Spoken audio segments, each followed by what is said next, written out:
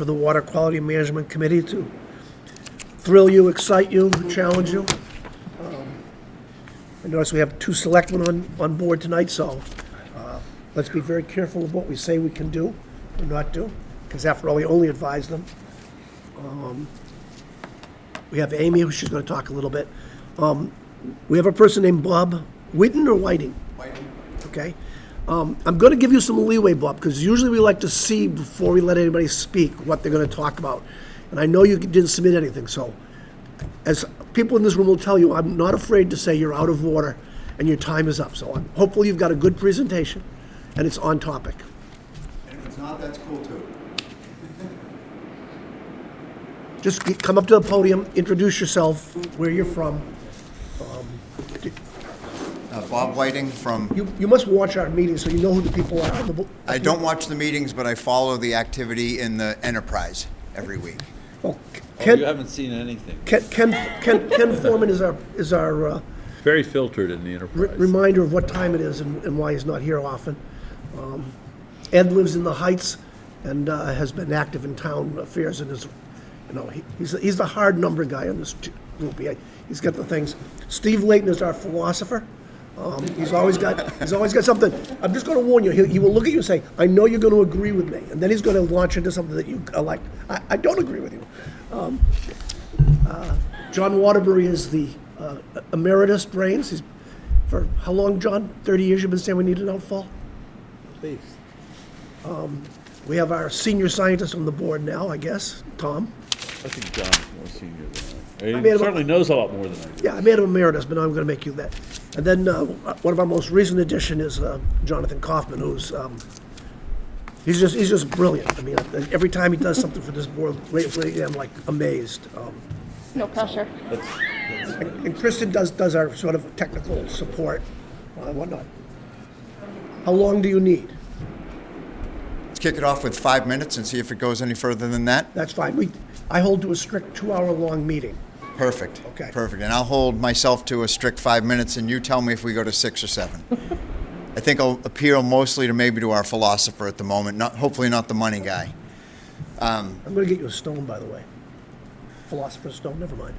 So again, Bob Whiting. I live at 420 Shorewood Drive, which is in the Great Harbors community. I've lived there for 5 years, but moved down here full-time about 1.5 years ago. And through that time have followed kind of the nitrogen load, the estuary cleanup, and I'll just say I'm a super fan of everything that everybody's trying to throw at this, from flushing of the estuaries to nitrogen reduction, alternate.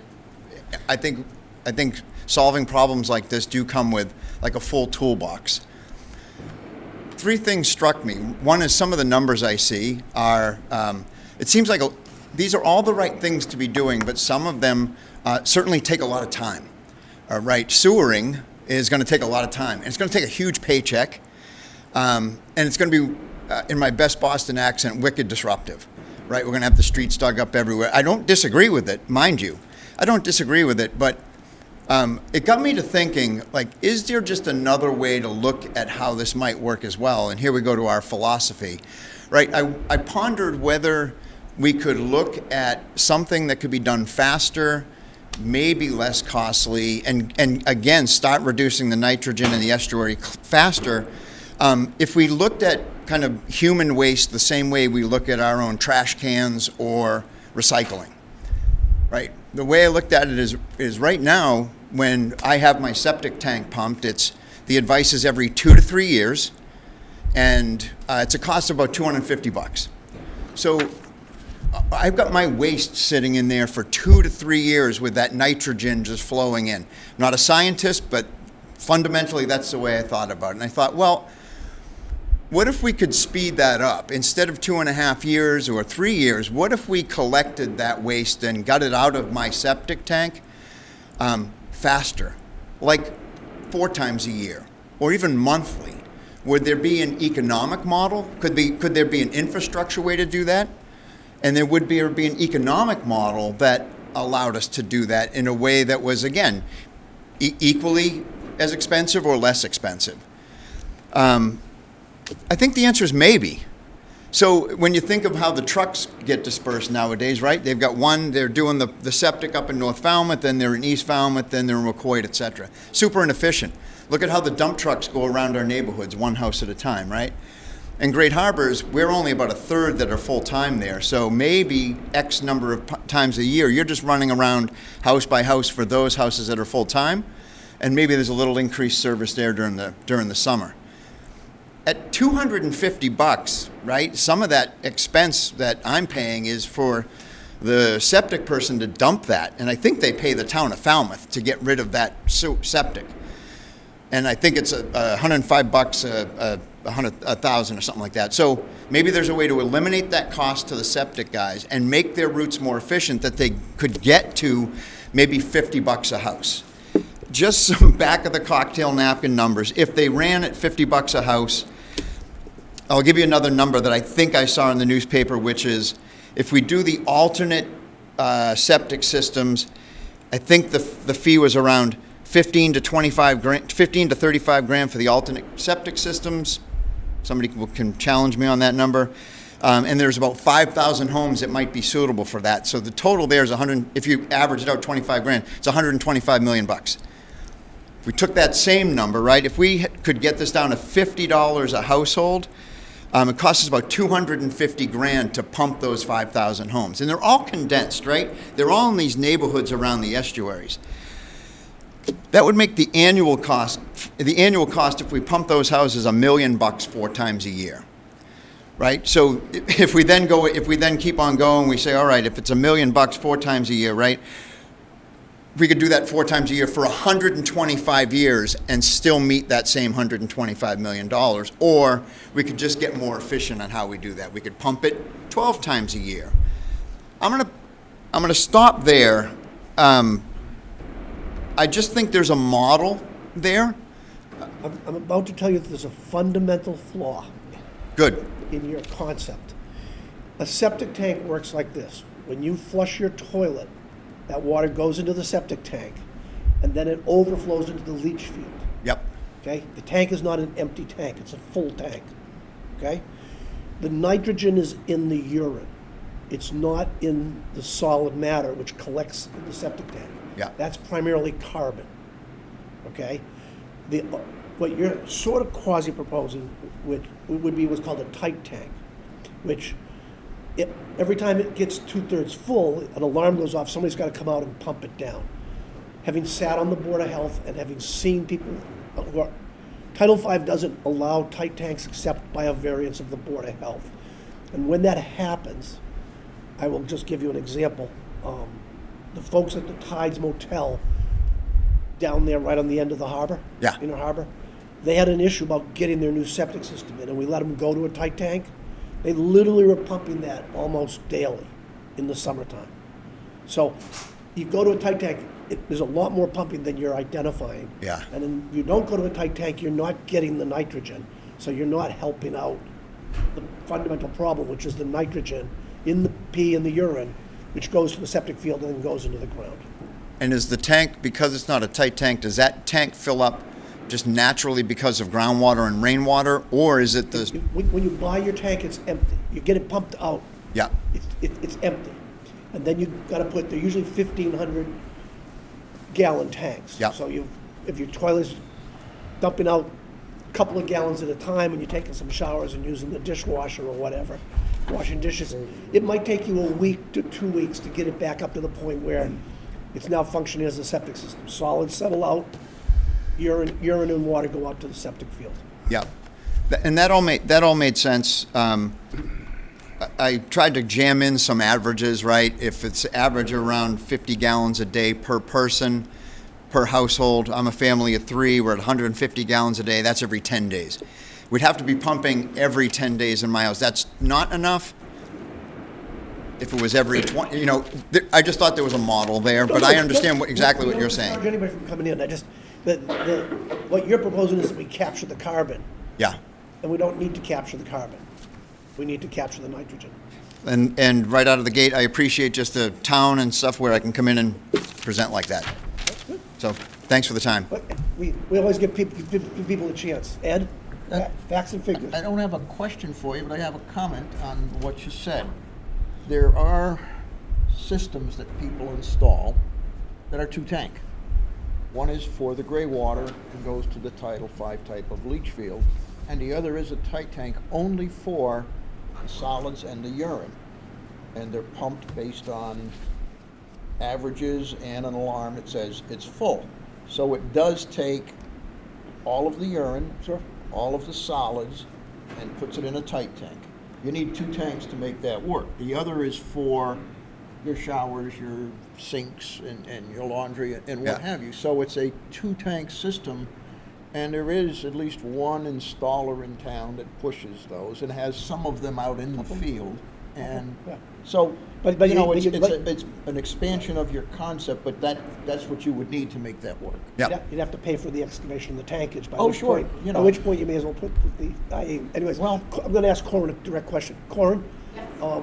Corin's with the Buzzards Bay Coalition, and they did a demonstration project. Here with the fan, so just speak up, yeah. It's hard to hear because of the, Corin's with the Buzzards Bay Coalition. And they did a demonstration in West Falmouth where they looked at a number of different things. I think we had a couple of gray water or tight tanks as part of that. Do you want to speak to any experiences? Sure. So we had actually 11 of them go in. So quite a few of them. Only on the Board of Health only permitted them for seasonal homes. Correct.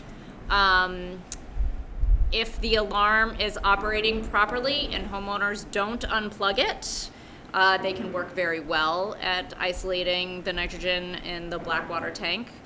We have had some experiences where homeowners will unplug it or neighbors will unplug it, or it'll get unplugged at the end of the season and forget to plug it in. And so what happens is the black water spills over into the gray water, and that's how we catch it, is because we're sampling that gray water for the total nitrogen.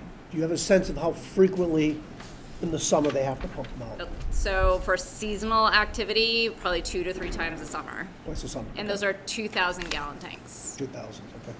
Yep. Okay, thank you. Anybody else on the board? Questions on this concept? Okay, thank you. Appreciate the opportunity. It's good that you asked, but there's people at home that were thinking the same thing. Yeah, oh, yeah, no.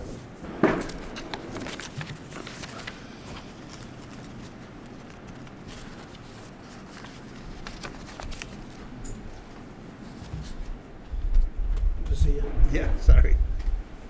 Have a flat. Not on my truck, on the center's truck. Shop.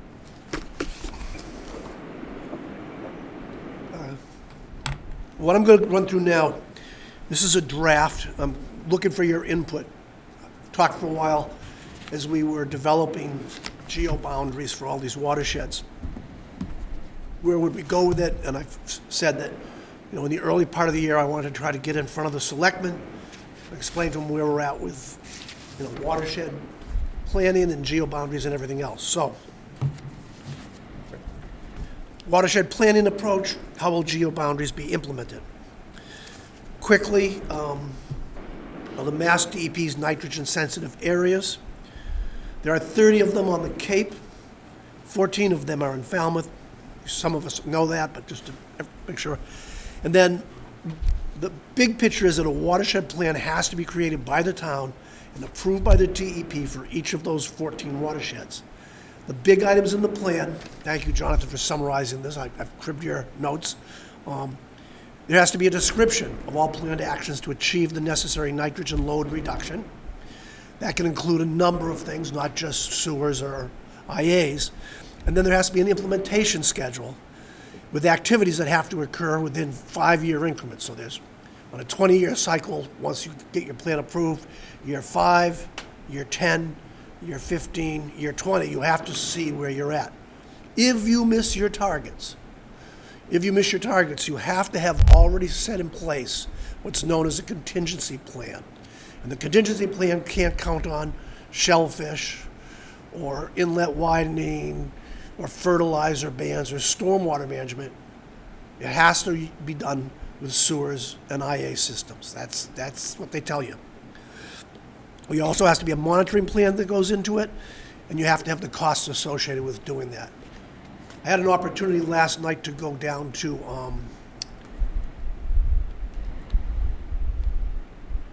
Brewster, to the Brewster Pond Coalition. They're one of the signatories onto the watershed plan for Pleasant Bay. They've actually crossed their 5-year threshold and have done their update plan. Because of the land use there, they're primarily in Brewster relying upon a reduction in fertilizer use at 2 large golf courses, one municipal and one private, and they've actually achieved their first 5-year objective. So just identifying that. So in essence, what we've been doing on the water quality over the last several months since last summer, going watershed by watershed, is looking at, in essence, the contingency plan. You know, what does it look like if you don't get credits from anything else? Again, kudos to Jonathan for producing this graph. I've used it multiple times now. It's the timeline. Our first plan needs to be prepared and submitted by 2027. Initially, that's going to be for Great Pond and Little Pond. The next one after that is 2028, 2029, and 2030, going across the top there. And we staggered them out because the monitoring and the follow-through is such that if you did all of them in 1 year, you'd really be overloading every 5 years of workload to get there. So there's some time between where we are now and when we have to go in there, but the town still needs to retain a consultant. Amy, I think you have an article coming in. Did you put an article in?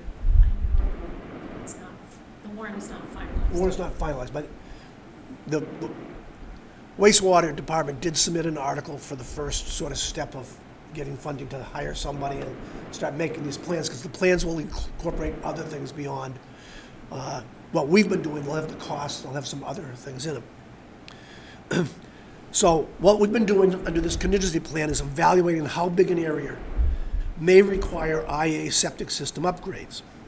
We evaluated each of the 14 areas. We assumed that sewers will go into those areas defined by the Comprehensive Wastewater Management Plan, which at this point is quite, it's a well-seasoned plan, and we are revisiting whether or not there are additional sewers have an advantage over doing all the IAs, but we're not quite at the point to march forward with any of that. We assume that the advanced IA system reduces nitrogen to 10 milligrams per liter.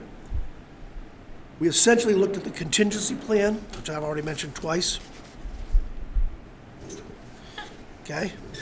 At the level we're working on so far, we don't try to take any credit for fertilizer actions, aquaculture, stormwater management, permeably reactive barriers, tight tanks,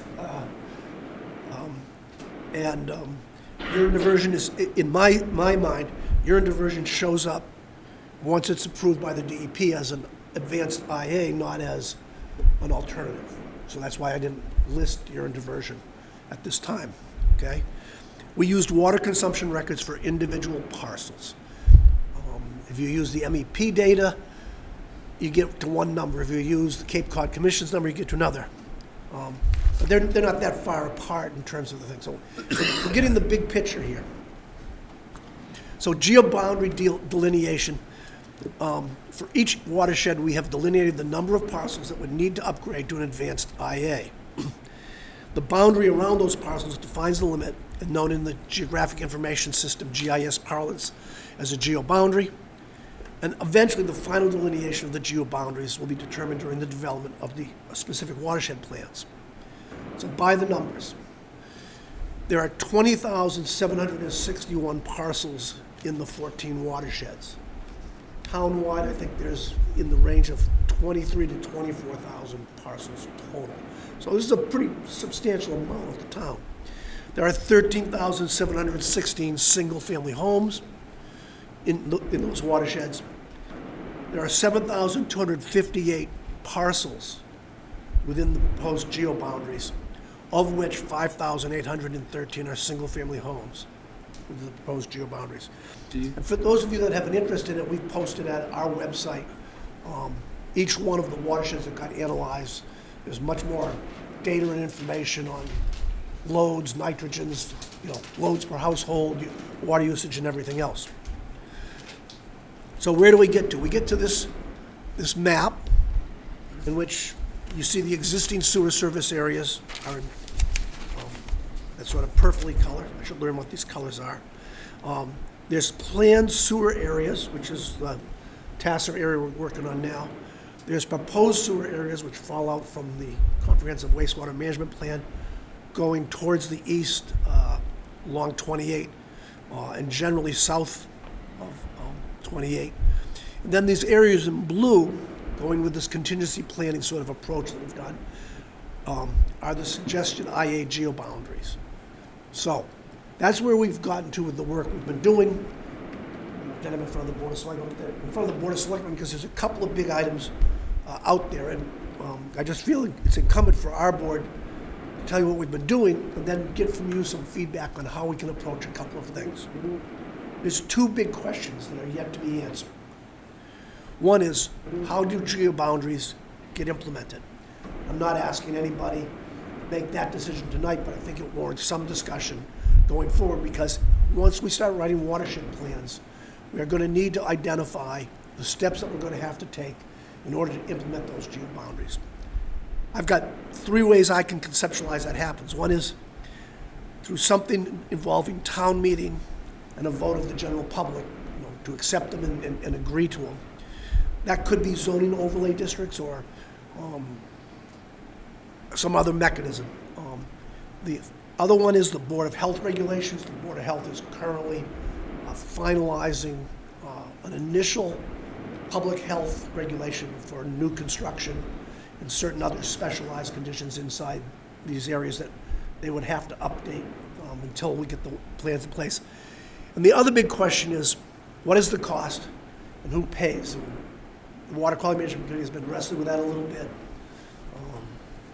We're in the early stages of trying to develop a more complete overall schedule of where sewers would actually go in, what projected costs by the year that they might go in, and then there would obviously have to be a meeting with the finance folks to figure out for the cost, how does it get paid, and how much gets borne by a homeowner, how much gets picked up through some other form of subsidy. So that's basically what I came to tell you all about tonight. I probably should throw a slide there that says comments or whatever. Reaction? It's a great plan. So far. Yeah.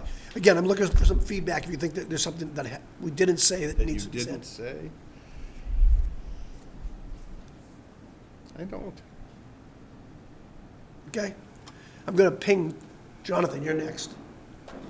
So the only thing is, you have the contingency where we're looking at sewer plus IA, but in the base case plan, we'd be doing other activities that would, yes, in theory, reduce the need for as many IA homes, things like that. So we know the other towns are successfully implementing these other types of ways to reduce nitrogen, so it seems likely that we'll be able to take advantage of those too. So that would be almost a worst-case scenario for how many homes we would need to use IAs for. Try to be clearer that when we actually make watershed plans, they will include widening aquaculture and those other items, which will reduce the geoboundary, but we're still going to need to find a mechanism to implement the geoboundaries. And the other, I was just going to make one more quick point. On the Town of Falmouth website, there's a mapping tool link, ArcGIS. I think it'd be really good to get some of this information, the watersheds, the proposed geoboundaries, so people can start looking at these and understanding where they fit in the grand scheme, knowing that it will change somewhat, but some of these are fixed boundaries, and I think the more they're educated as to where these boundaries are, the better off we'll all be. And quick comment to that, the town had a GIS coordinator who has since elected to move on. I think she's working 1 day a week right now. So until we get a person in there getting things added to the town's GIS layers is other things are sort of taking priority, but we'll get it there. You have a comment? I do have a comment. It's important to note that the contingency plan is based on the MEP present load reduction requirement and doesn't take into consideration any growth or future build-out. So, Would have to work into the watershed plan. Yep. correct. So those are the 20-year-old numbers that that's working on, which is the initial target. Now I'll come back to Ed. Now, a couple of points that, it's a huge problem, and I think the more we can educate people and town government bodies about this, the better, and the sooner is much better. The whole concept of geo-boundaries is something that we've worked on since last summer, watershed by watershed. The Board of Health is considering, as Steve mentioned, a rule that will require IAs, possibly town-wide, for all new construction. That's the first and easiest low-hanging fruit trigger for where IAs would go in. There's a whole series after that of, well, when else do you require them? How will you get 5,000, 7,000, 10,000 IAs installed? When will you require people to do it? And in considering that, geo-boundaries would be the minimal number, maybe even a little lower. Watershed-wide, which some have espoused, would be a larger number, and town-wide would get into the 15,000 plus. The costs are astronomical, who pays, all of the issues associated with that. It's nice to have just the bullet points, because that really summarizes the key decisions. But in each one of those is a massive amount of decisions, guidance, and recommendations that will need to be adopted and paid for. So there's a lot of elaboration beyond that. I think to Jonathan's point of getting it out there for more of the public to see, it's one thing to go to the town website, the water quality management website, to see it, but I think it makes sense to start a publicity campaign, poster boards with the geo-boundaries and the watersheds in the library, in the town hall lobby maybe, other places around town that may get more traffic. Because, the public is just starting to hear about this and getting concerned and saying, what the heck are they talking about? So the more we can get out there, the better. Are you suggesting a subcommittee that you want to chair? No, I think I'm willing to work on that whole need with hopefully some other folks. I know Jonathan's done some yeoman work with getting these things together, and simple poster boards that people can stop and stare and look at, or maybe a running loop of Scott McGann's explanation of what sewers and IAs and septic is, that the Community Access Channel was running for a long time. On a regular basis. They kind of stopped, but it was about, I forget now, 15, 20 minutes, where he gave a beautiful class in the technology, the need, and how this all works. But something like that might be playing in a loop in the town hall lobby, in the library. So anyway, I'll shut up. Tom, went back and forth. You're up All next. right.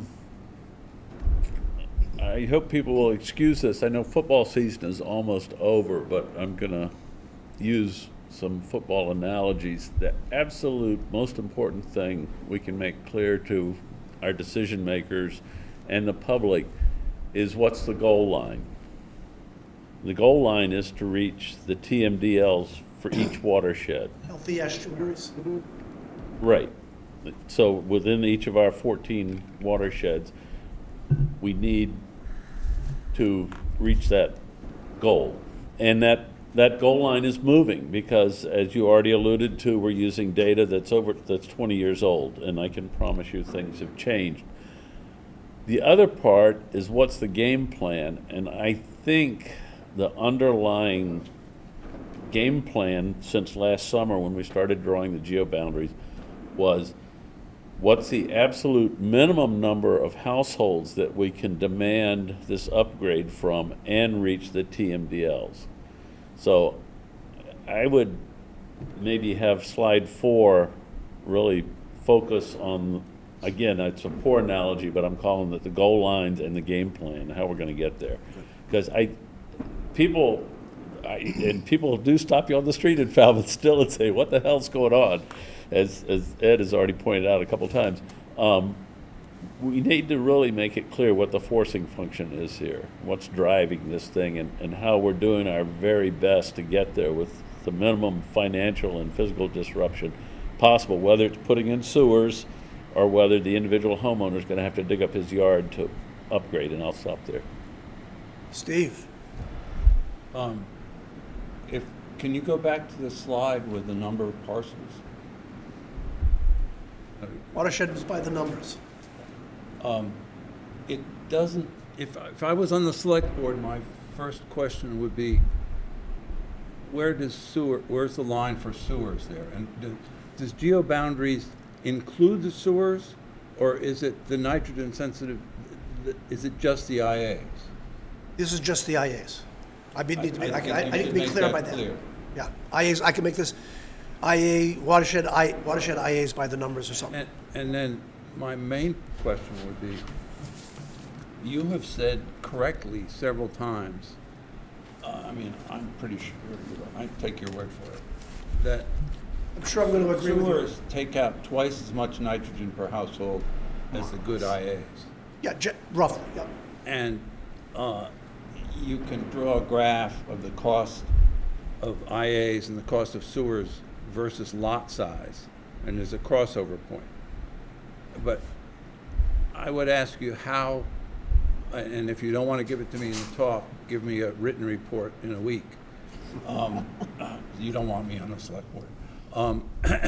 That would tell me how the decision is made for the number of sewers versus the number of IAs. For instance, if you increased the sewers by 20%, maybe you could decrease the IAs by 40%.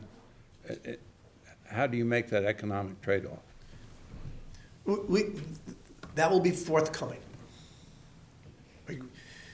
Kristen's been looking at street by street, number of lots, distance between homes, linear footage, and has been building something around, should the sewer, what happens if we decide to add more sewering than we currently have agreed to? What's that look like? What's the respective costs? And as you say, there's a spot where the homes get so far apart, it costs too much for each home to justify it. So we're working on that. That decision point is critical to the whole timeline. It is, it is. And there's sort of a danger to posting things in the library until you've made that decision, because you'll get a whole lot of questions from people who won't be in the. We could defer any further conversation on this till after we've hired a consultant and get watershed plans, because the watershed plans will delve into a lot of that stuff. So that means it would be, we're 18 or 20 months away before we can tell anybody whether or not they may or may not have to put an IA in. And you have realtors and homeowners and property transfer going on, and people are like, how likely am I gonna have to do this or not? And I would say that a reasonably intelligent person can look at any one of those geoboundaries, and if they're smack dab in the middle of it, they probably should be considering as they go forward that they're going to be in the zone. If you're on one of the outlying fringes of the contingency geoboundary, you might want to gamble and say, I'll do that when my time comes. And we will get there in the watershed plans. And the last thing is, I totally agree with Ed that you should mention what the Board of Health is thinking of doing and what the Fresh Ponds Committee probably wants them to do. Okay. Or tell them to ask the Fresh Ponds Committee what they want. All right, best for last, John. I'll just make one comment. Could you go back to the one that shows the geoboundaries? So I think as we started working up in West Falmouth on the Buzzards Bay side, and we're working our way around. And all of a sudden, when we got to the southern facing ponds, the geoboundaries got enormous. Yeah. And one of the things that I would encourage people to think about is our original comprehensive wastewater plan is now many years old. I don't know what the date of it is, it's at least 10 years old.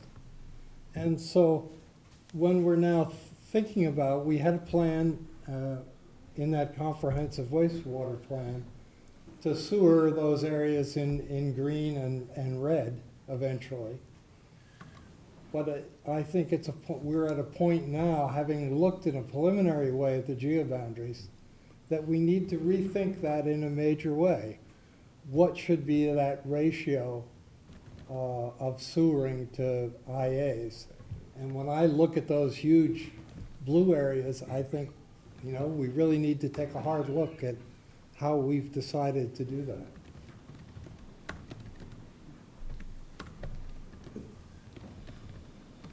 Doug, you want to come up to this one, or you want to go to that microphone?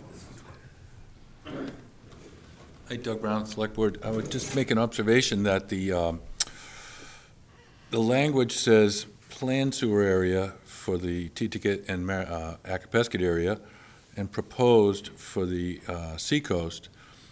But if we subject the people in the proposed sewer area to putting in IAs now and sewers later, seems like that's really unfair. I know that the Board of Health has got language that says you won't have to do it, you won't have to do the IAs if the sewer's coming within 5 years, but I don't think that that's a practical approach. I think all these homes that are targeted for sewer, I'm pretty sure we're going to be sewering those. So I think those people should get some sort of variance, and I think the IA implementation should be in the areas where we don't think we're going to sewer. Just an observation, because it's going to be hard to convince people that they should pay twice in a short span of time. Maybe we'd have to accelerate the planning. Did you make the joint meeting? Can't remember. I did not. I was out of town. So we've got minutes from that. We wrestle quite a bit with that, so your concern is valid. The 5 years is a tough one. Yeah, yeah. Maybe we can accelerate the timeline. I think they exceeded to 15 years, but I personally think even that's too Oh, I short. only saw the written 5, so it's okay. I think it should be 20 or 30. Okay, you guys are having a discussion back and forth, and he's not on the microphone. Yeah. Anybody else care to make a comment over what we might say to the select board? Kim? Kim Comart, the Falmouth Pond Coalition. Just one other observation in terms of game plan is, you know, one of the things we've bumped up against with urine diversion is not having appliances. It's just a practical issue. And then we think about workforce and who's going to install all these things. So I think you should start giving attention now to workforce development. If you're gonna install one IA septic system got installed every day, and you did 7,000 of them, it would take, you did 250 days a year, it's work days a year, it would take 28 years. So you've got to have a lot of installers who get trained to do this work. And a lot of the installers, what I'm learning, are retiring. A lot of them are retiring. So you gotta start thinking about workforce development, getting into the voc ed schools, get people trained to do this work, because you can have the best plans, but if you don't have people to install these systems, it's not gonna happen.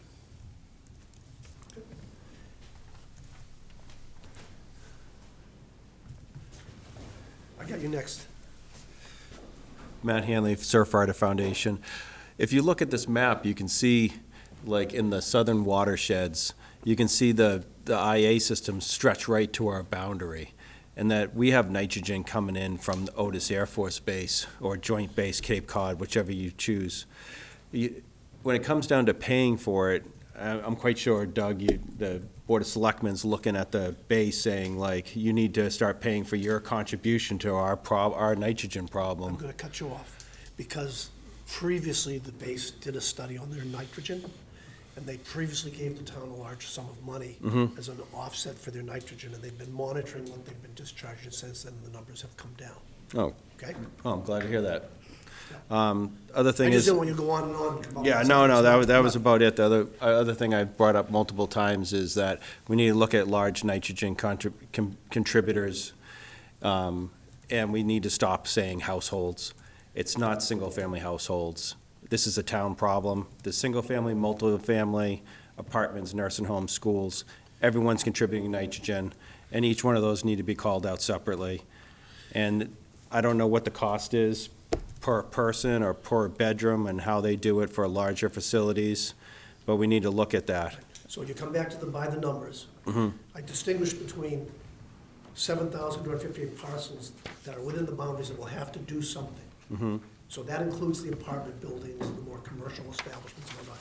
And then I just have the single-family homes, because some of us have been focusing on the cost per homeowner, not on the cost for an apartment or a condo or whatever, okay? I appreciate that you clarified that, but I go to these meetings, I've been coming to these meetings for 3 years straight, and I didn't read that properly, so people following at home, they're gonna have questions. So when I make statements, I'm speaking for the homeowners at home that don't have the experience of the board or I'll myself. try to be more clear when I get to that one. I appreciate that, thank you. Amy? Amy Lowell, wastewater superintendent. Kristen, you said that the geo-boundaries are like the TMDLs. They are to address the current load. And so they don't take into account future. It was good to be reminded of that.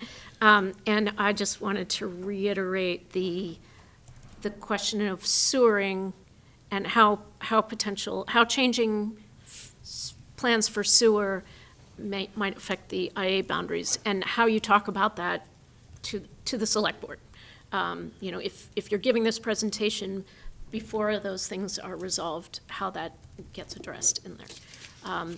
This makes it sound like, you know, this is the IA area, and there is some flexibility. I'm more than willing, again, folks want us to hold off until we get somebody on board and look at all this stuff on watershed by watershed. We can come back in 2 or 3 years and revisit, you know, where this geo boundary is going to be. I feel like we've done a fair amount of work to sort of start, you know, not hard defining it, but, you know, if I go to the map, I mean, there's areas in there that, you know, you're probably okay.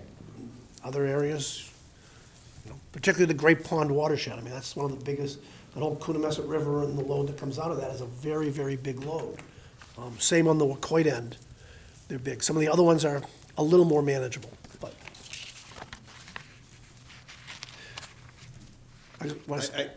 I want to deal with the audience, I'll come back to you, okay? Whenever. I just have a quick question. You have to walk up to the microphone, because we're. A quick question, hopefully it's appropriate. I know we're sewer installation, septic installation. I understand we're also widening the inlet on Bourne's Pond there as a nitrogen remediation as well. I would then be looking at, if I think of return on investment, ROI, right? I'm like, what is the ROI of doing that as well? Is there? Widening the inlet? Yeah. To create a better flushing. So there's, way back, there's some information on that. But if you're going down, should we widen the other inlets? Went back in the MEP study, they looked at the advantages of widening different inlets. The only two that they found any advantage to it was for Little Pond and for Bourne's Pond. And on Little Pond, the advantage of it was not, at that time, great enough to make that the primary focus. Instead, we sewer that entire area. Gotcha. You know, at some point as we come forward and do the Little Pond watershed plan, I would anticipate whoever we hire is going to say, you know, if you widen the inlet, you can get this other level of improvement to water quality, and it's got a cost of. Yeah. Okay? Yeah, cool. Thank you. But there are also fewer IAs there because of the. Yeah, that area. yeah, right. Okay? Kent? So as I think about this, Steve, we have a couple of IAs that are established, and we have this kind of very different strategy of urine diversion that I think wisely you're saying, let's make it into an IA at some point. If it gets there, and if there are fixtures that people would find acceptable, there's going to be such a huge cost differential between digging up your yard, putting in a $50,000, you know, tank system, and maybe investing $5,000 to $7,000 in fixtures and plumbing to get an IA, that I almost think we should break that out into a separate category that's hanging out there to maybe get some motivation to get it approved. That's a good idea. I can put a slide in, I can add a slide in here about urine diversion. You know, it's certainly gotten a lot of public attention. And I think people would probably appreciate it. I would And need, understanding Steve, you both- would have to help me to create that slide, because I don't go to your committee meetings, so I don't know how to state urine diversion, where it is, and how it fits in. I think, a candid assessment of what are the pluses, what are the minuses. Cost is a big plus. There's certainly plenty of challenges. What do you do with all the urine and so I forth? think the elephant, those committee meetings have slowed down to one a month because we're waiting for the funding issue to be solved, and there's no firm date on that because of the expenditure on private property. But the really big elephant in the room, I mean, I agree with you that they cost much less. What isn't clear is how their performance expressed as milligrams per liter compared to IAs, what that will be. And you need that. So put it in as an IA, but I don't want to keep going. There are a lot of unknowns. I keep saying we have to create watershed plans, and that's gonna take, we've been using Kristen on a part-time basis to help to understand the scale of what we're looking at. As the watershed plans get developed, they're gonna pick up things like, where is urine diversion? Where is its approval status? We've got, like I said, 20 months before the first one goes out. Got, 2 or 3 years. So I would hope that between now and 20 months, or now and a couple of years from now, that there is some positive determination on urine diversion, and that can be rolled into the plans as they come out. I mean, I think in terms of the effect on end loading, it's not going to get approved as an IA unless it meets the equivalent of the 10 milligrams per liter, right? So we can just assign it that value. I'm not involved in the It's the discussion. cost issue that's where it really might become significant. Because if you're facing putting in 1,000, systems on people's properties versus 1,000 people upgrading their toilets. Yeah, and again, if the UD program marches forward and they've reached to at some point where the DEP makes a determination on it, and plumbing board makes a determination on it, and it's there, then a homeowner has now got a choice of what he wants to do. I don't think we're gonna turn around and mandate that everybody's gotta put a urine diversion No, toilet in. I'm not. Or mandate that they've gotta put in something specific, but.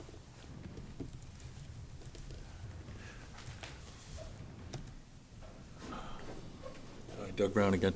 I think Ken's point is a good one, and I know there's a lot of questions that can't really be definitively answered, and you're almost wondering if it's an appropriate time to do a report. But this is one item where you could say, it's not yet been determined, but we suspect there might be great savings if we could get these things approved. Maybe the select board might consider sending a letter to Well, that's whoever. what I'm saying. I'm saying a slide that addresses pluses, minuses, open questions, breaks it out. Between you and Steve, create a slide for me. And maybe that would be one action item that we could make, positive consideration. Jonathan got his finger up before you, Ed, so he's 1 year too.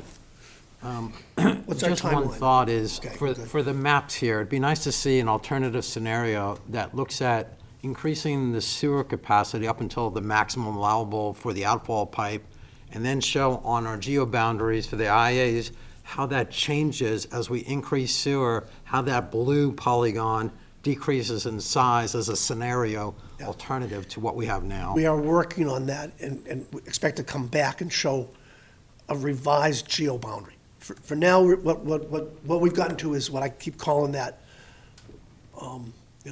if you make year 5 and you're not hitting your targets, The contingency. what might it look like, the contingency plan?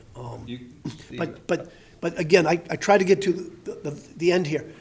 Right now, at least to me, I don't know how we implement geo-boundaries. That's a little bit of a, how does the select board and/or the town manager's office, whoever it is, how do they envision, or how would they like to go about doing that? Because it's gonna have to be done, okay? There's a couple ways of doing it, but how is it gonna get done? Okay? Whatever size that geo-boundary is. Ed had his hand up first. Yeah, Jonathan mentioned one of the points I was going to make, so thank you for that, and in the interest of time, too. I think one important thing to remember is the goal is to clean up the estuaries and get them back to health. I'd like to see that happen while I'm still on this side of the grass. And, you know, looking down at 2-year, 5-year, well, maybe we'll get it approved in a few years. We need to start thinking about what can we do now, and the Board of Health is expeditiously looking at a first pick of that low-hanging fruit with new construction.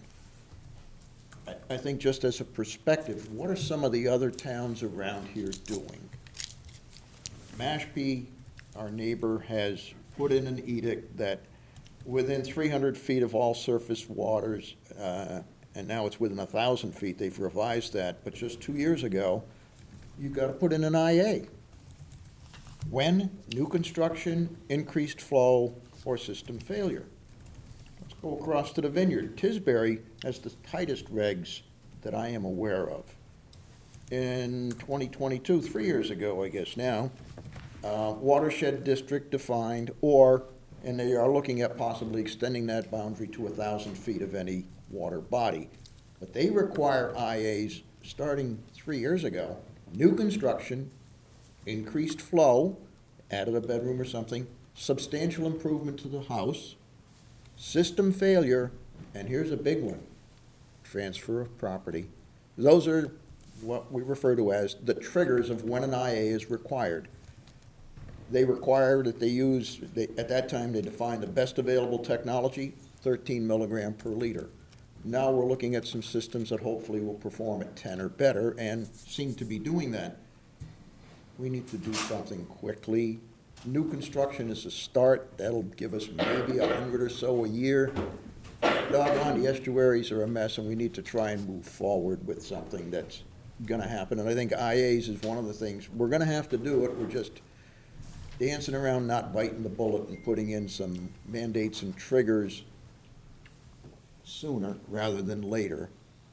There are already about 300 to 350 IAs in Falmouth. There's almost 3,000 Cape-wide.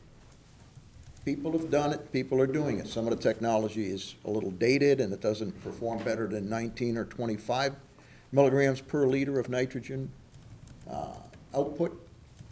But doggone it, we need to think about, we gotta move these things along quicker or we're never gonna live to see it cleaner. Our grandchildren won't see it. Thank you. I guess, I don't know between Steve and Tom who had their hand up first. but Steve make can a- go make a first, call. and then Okay. I'll. Steve. I like what John just said, but I don't want it to be evaded by saying we're working on a fancy map. In principle, on the back of an envelope, you know what the room flow is from all the proposed and planned sewers, I think. 1.7. You know what it would be, could go up to with the proposed outfall. So you know the difference. And by your 2-to-1 figure, you can immediately calculate with simple arithmetic how many IAs that reduces without worrying about where they are. Just a ballpark figure. We need more ballpark figures right away, without waiting months for fancy maps. That gives people something they can think with in all the other areas that need to be thought about at the same time. Okay. Tom? Yes, I'm interested in this implementation and who decides when and where it's going to be implemented. And Ed, you may have mentioned in Tisbury, how was the decision made to set these standards? Was it Board of Health, or was it? That was the approving authority, as far as I understand it. They made the final decision. What other town boards or committees had input into it? But the authority that has the power under state statute is the Board of Health. Okay, because that's the point I was going to make here. The Board of Health can decide at some point enough is enough. As you said, in our lifetimes, we'd like to see something happen. And I almost had the sense in our joint meeting that they're sort of moving that way, and because they're a regulatory board, we're an advisory board. All we can do is suggest what should happen. we could end up in a situation where the Board of Health says it's time to do something, and this is what we're gonna do. And they'll hold hearings, but they also have the legal right and responsibility to decide to abide by their decision and require the citizens of a given town to abide by their decision if they can justify it. So, They're gonna do a fact check here. Corin, every other community that you're aware of has gone through the Board of Health. Yeah, that includes Wareham. Marion, Wareham. Marion, Wareham, yeah. So that, the model is the Board of Health. Yeah, that's what just want people in general to know that that's the 800-pound gorilla that's back in the closet over here. I'm hoping that the select board has some insights on how they'd like to go forward. Yeah. Steve, just a comment. Historically, when the Board of Health sewered New Silver Beach, they did not decide by 5 people appointed by the Board of Selectmen to sewer 230 houses in New Silver Beach. They took that boundary to town meeting and had town meeting approve it. Right. Yeah, right, and that's why I listed, there's a past history. I mean, Amy, over the last couple of years, has brought a sewer expansion project before town meeting several times, and, going for funding and whatnot. So there's been a town meeting input and vote around the issues. You had your hand up, Amy. My question was already asked. Oh, time to move on?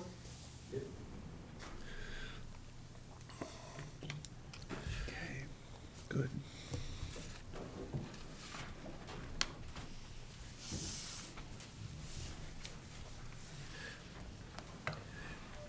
So I will take several suggestions here. Somebody can produce a UD slide, I'll add that in too. Yeah, I'll work on it. Steve, am I doing that with you? I guess so. I'll send you something and then you can pick it apart. Good enough.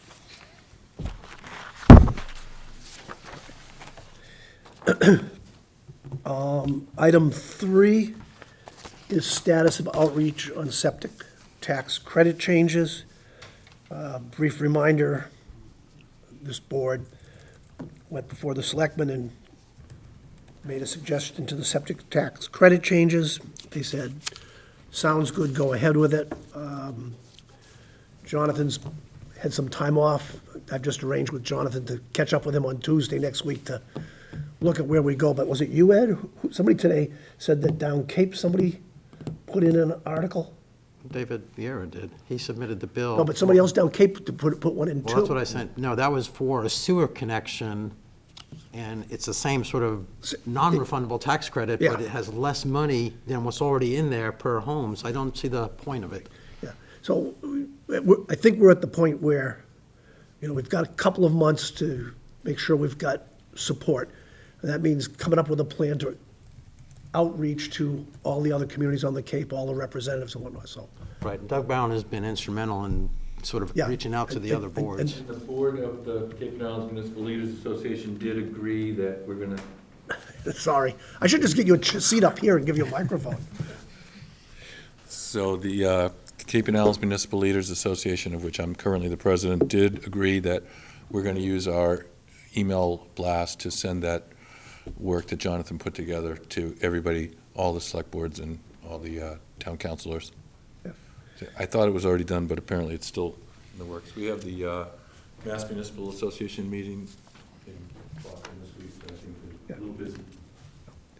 And I think it'd be good to be able to get multiple select boards to support it, get multiple representatives to support it.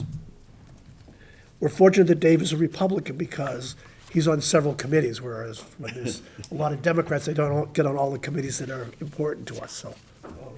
And he's made a strong commitment to, work with us and help to try to get it through, so. One of the key things on this is the way the bill is currently written, it applies to principal homeowners only. One of the questions we need to kick around is, should it apply to second homeowners? Because we're really looking at getting people to do things. A thought occurred to me that you could maybe leave the type of credit that's in there for second homeowners, But for the principal homeowners who are here all year round and generating more nitrogen, you make it a little sweeter deal. I don't know how that might or might not work, but there's a lot of second homes that we're gonna want to see get upgraded, so I'm not sure. that's where we're at on that one.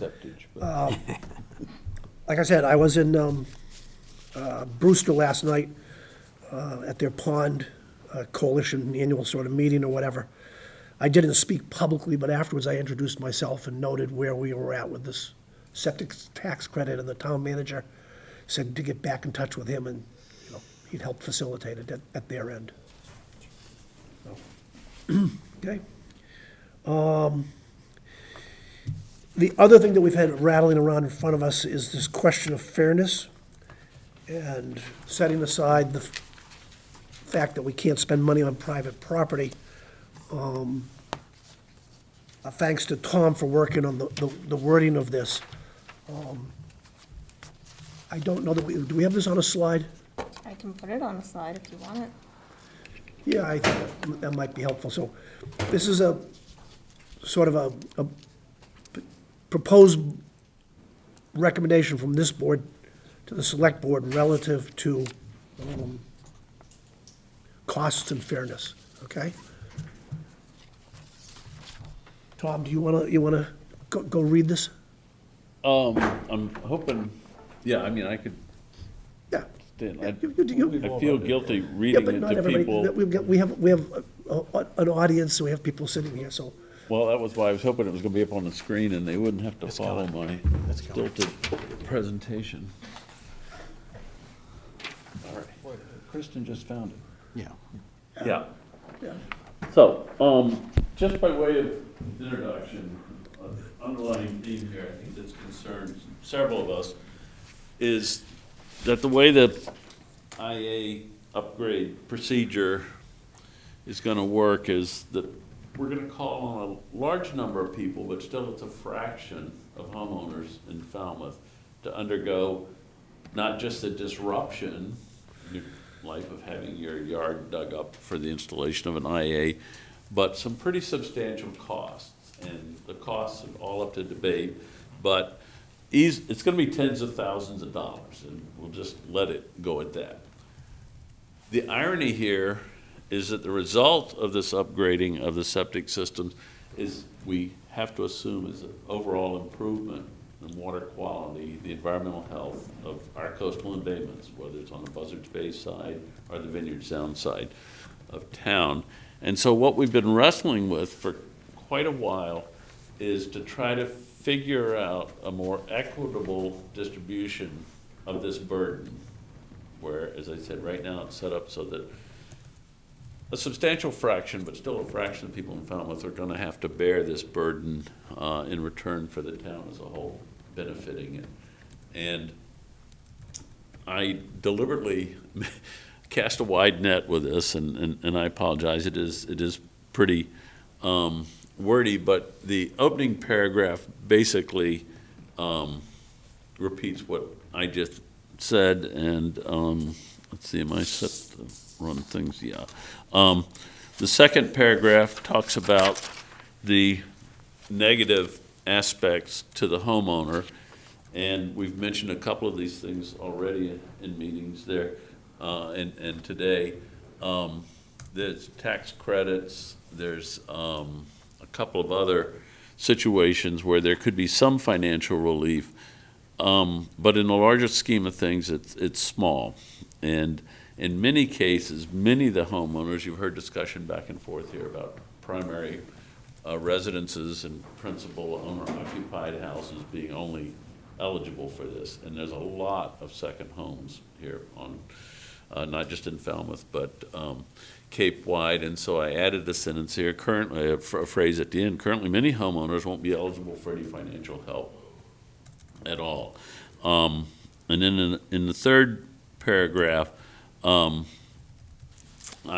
calling for the Falmouth Select Board to actively pursue or encourage, initiate, you could use a bunch of different positive verbs here, ways to really focus on how we might achieve a more equitable distribution of the burden, taxpayers in general across Falmouth, and the taxpayers that are having to be directly burdened with this. As I said, some of it's just the disruption.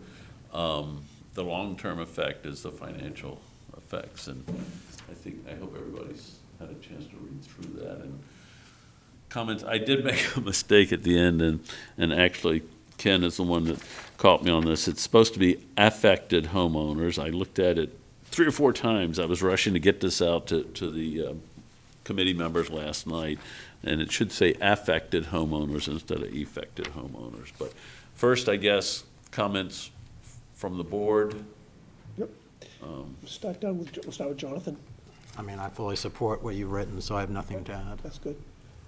John? My only comment would be that I think the select board realizes that historically, when we've sewered areas, that we have, as a town, put in a lot of the hardware at the cost of the entire town, and also had a 30-70 split of the cost of the individual townhomes through their betterment. And I think we need to think on that sort of same scale of how we're going to help out those people who are going to be putting in IAs.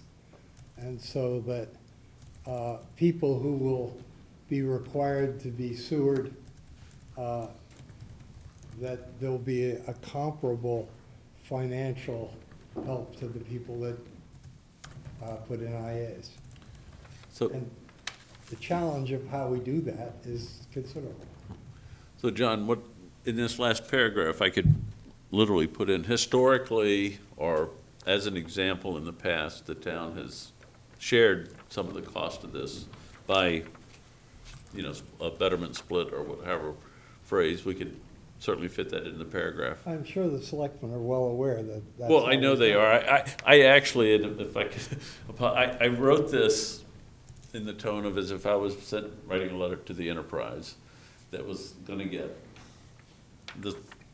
It's good. I think it's good. If you don't feel it needs John's note, I'd leave it as is. Steve? I really like it. I think it's really well written. Thank you. I totally agree with what John just said. That Yep. It wouldn't hurt to put in something about treating IA people fairly compared to sewer people. Yeah, well, as I said, that'll be comprehend. That'll be very easy for me to add. And you also might mention another good idea that John Waterbury brought up in an earlier meeting, that it also lets the select board know that there's some specific ideas that we've heard of that might help them decide. Namely, John's idea of mass purchasing. Right. Which has the auxiliary advantages of maintenance, lowering the price because it's a mass purchase, and monitoring. And then I have one nitpicking correction, maybe. Uh-oh. No, it's really nitpicky. It's in the 5th line of the first paragraph, where it's removed by typically employed technologies. I think you mean Title V. Pardon me. But sewers is another typically employed technology for sure that you don't mean in this context. Yeah, I wasn't sure why you didn't just say septic systems. Standard septic systems, maybe. Yeah, I could say septic technologies or something like that, because that was the focus of, yeah. But I think it's great. Good. I did have currently employed technologies, but then there's IAs and other things, and so I struck that and put it in typically because it's widespread. Mr. Rafferty? I like it. You like it? Ed? To Steve's point, you could just say Title V septic systems, because that's the technology of the day. Yeah. Cesspools are pretty much gone, as a few, but Title V's, these are better than Title V. Just, I think the document, you directed it towards the select board. Right. Which is a governing body. But I think it also needs to serve, and will be, probably in the enterprise, or on the cable TV at the very least, And, you're reaching out to the general public. And I think the things that we have been doing, people are starting to pay more attention to this issue. Over the past year and a half, we've been zeroing in on this thing and getting there.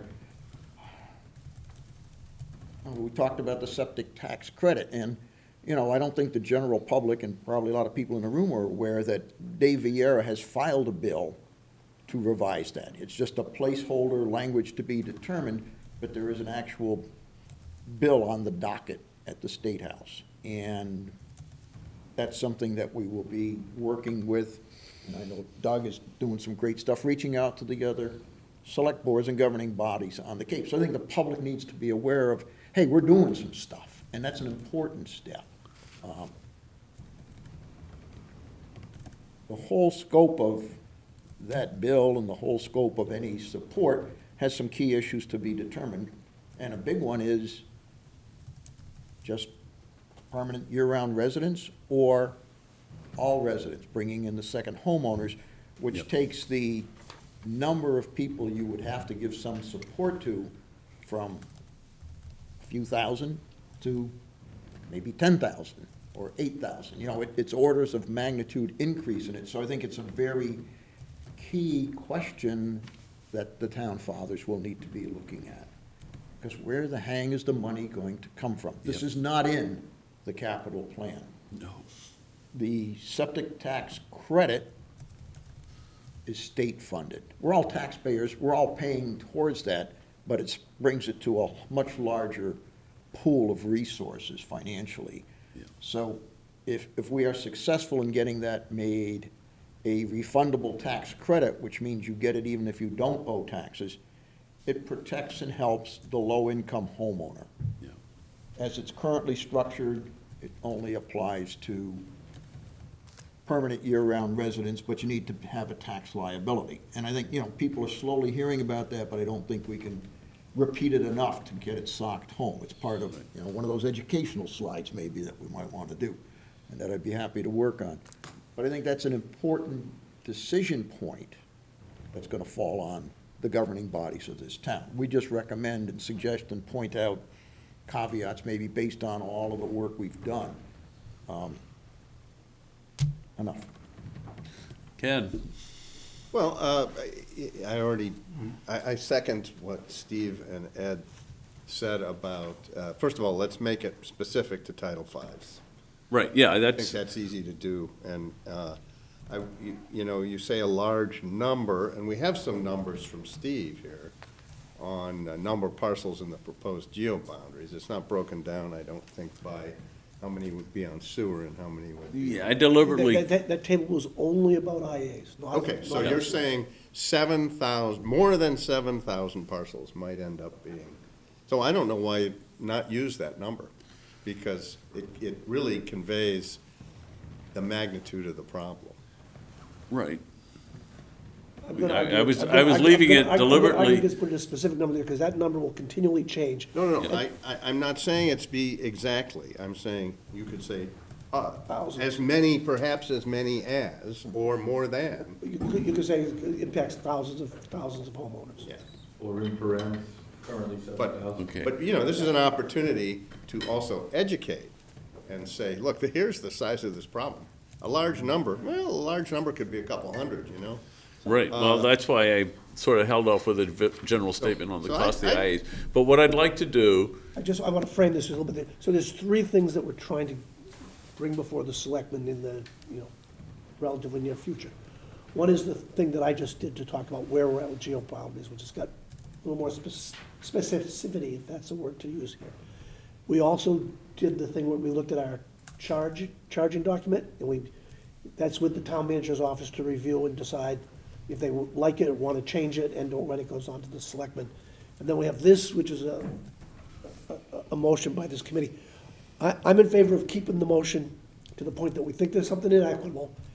We think that somebody's got to find a way to look at this and find a solution for it without, so I like it, I don't want to tweak it that much. I mean, a couple small Yeah, items but there. I'm not proposing tweaking it, I'm proposing making it a little more concrete.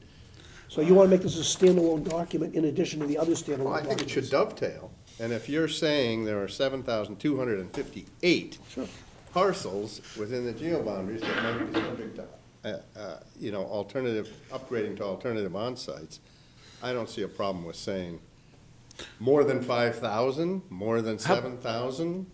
How about if I split the hair and say, Yeah. as I did with my other thing, say that several thousand are just thousands. Several thousand, it could be Thousands two or of three. local This is- homeowners. How's that? This is 7. Why not just say currently, this is the number? Yeah, you Well- could say that. Current We plans estimate So as what I'm many gonna as. suggest is that that I not make the motion this evening, and I'll Or you could just. tweak it and anyway. rework it, because, anyway. Again, this is, I didn't think we'd get to a full motion tonight, because we all just got this from you, and Right, so, and then I'll bring it to the next meeting, and I didn't ask the audience out here for questions or The last bit, comments, or- Tom, I wanted to say is I agree with Steve on the idea of mentioning the concept of acquiring the hardware as one strategy.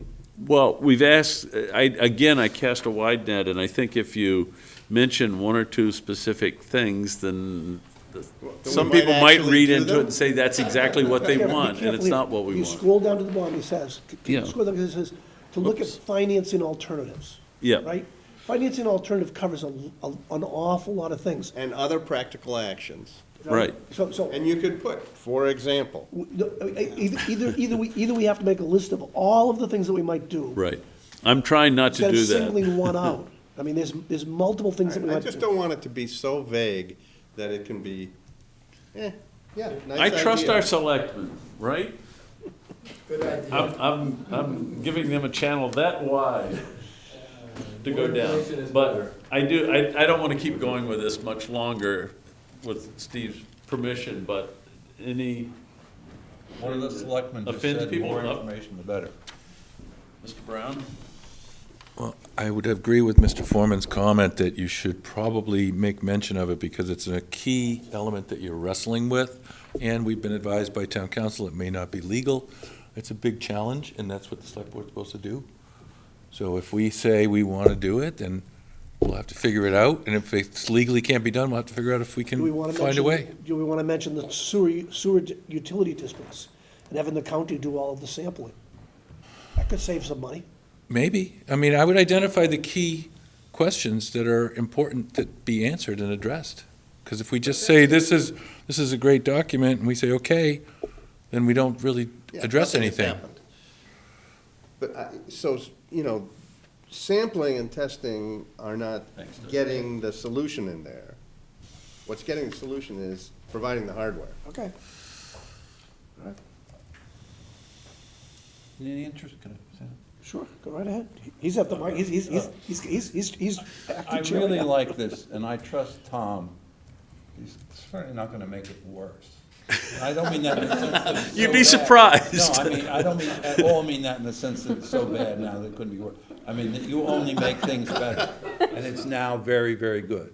Okay, thank you.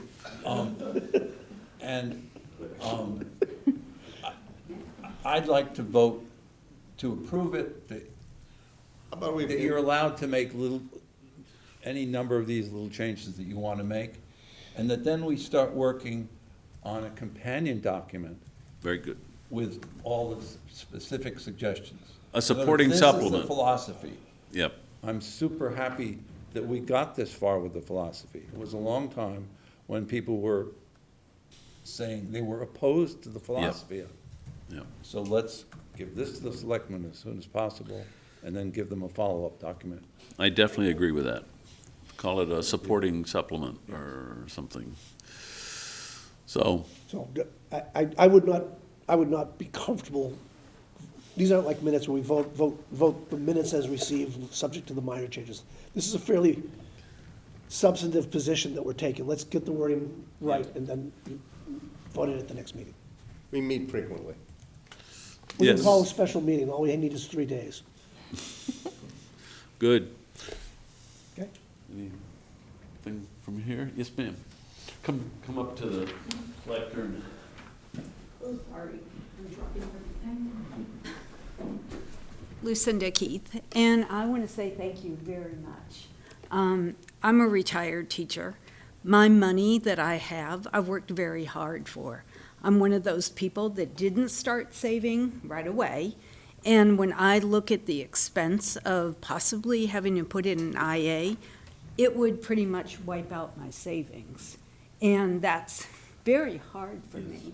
I actually have thought that I may have to move because I don't want to spend all my money to put something in the ground, which is just, I mean, it's a waste of my money. Everybody says when you get to my age, go out and have fun.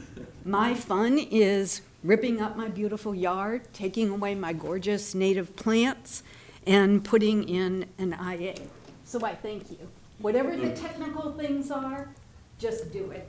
All right. Thank you. I thank you very much for expressing your thoughts. Yes. You're the exact sort of constituent that we are wrestling with, trying to figure out how to relieve you of some burden on this. Town has an obligation to its citizens. The state's got an obligation to their citizens. Got to balance things, but we're all trying to find a way to get there. All right, so I'm going to yield the lectern to, what do we have left, minutes? Oh, we got Amy. Right, oh, Amy, yes, you're going to update us. Let me get rid of this. I think this will work. So this is draft. So Kristen, we got something for the next meeting.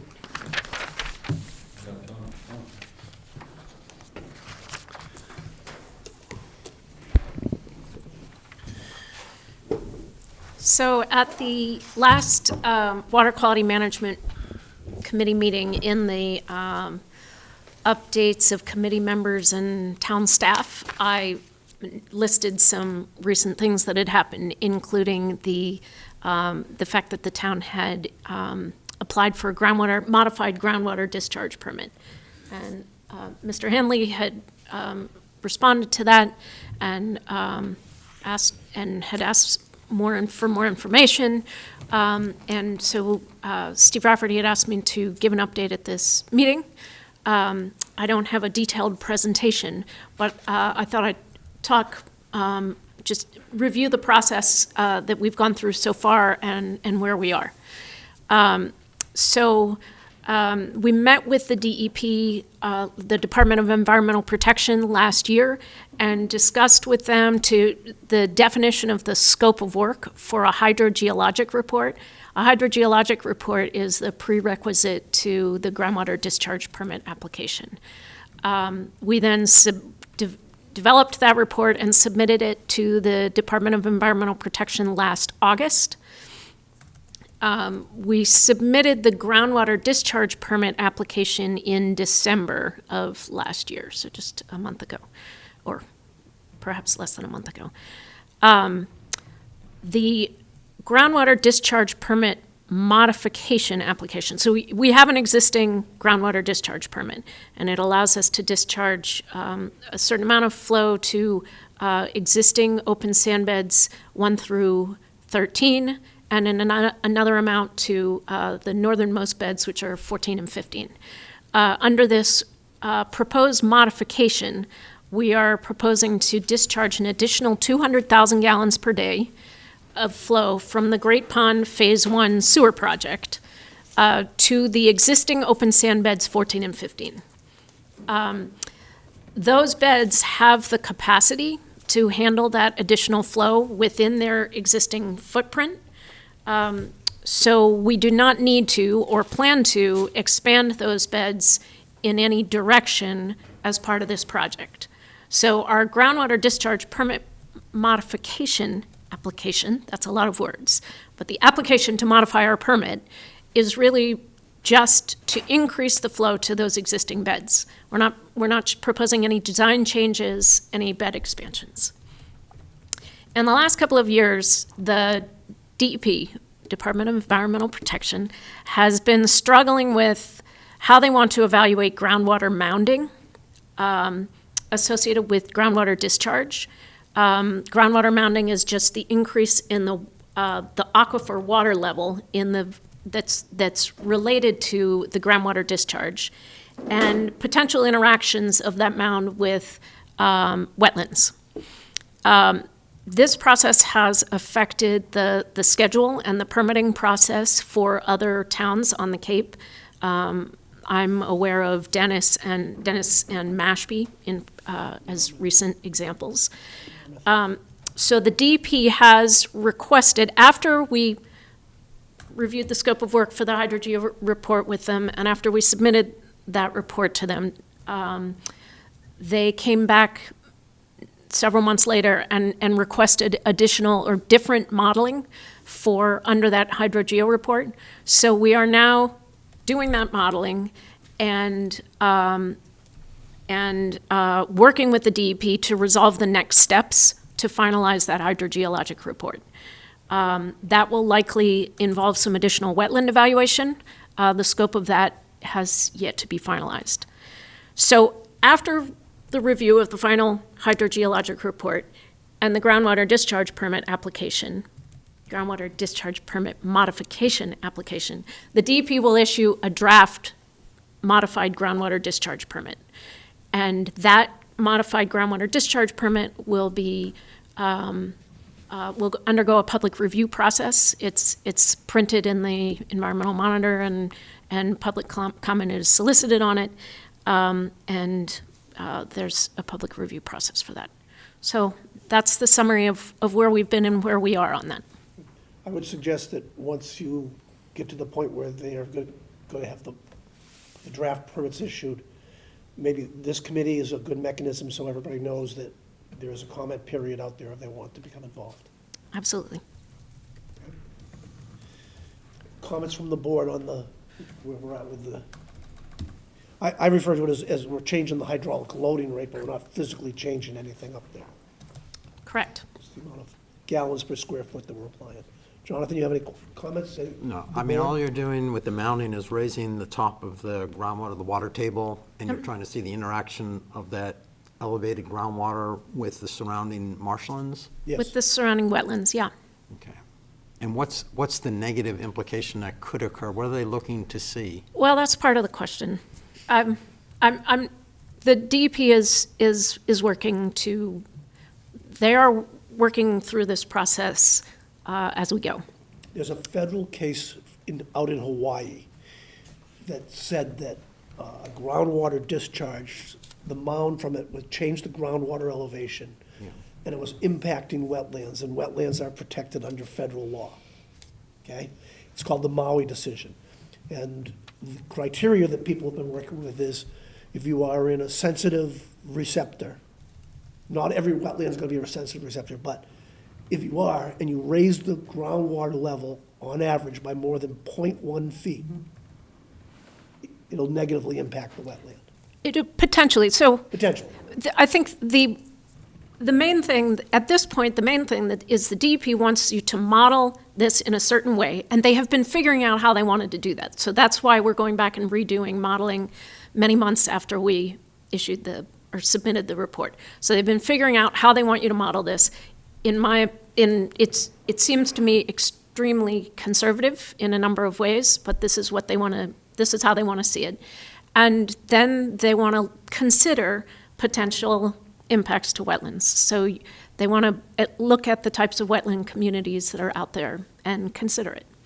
So that's where we are. So Dennis did get a groundwater discharge permit with conditions relative to what they have to do in terms of measuring and monitoring.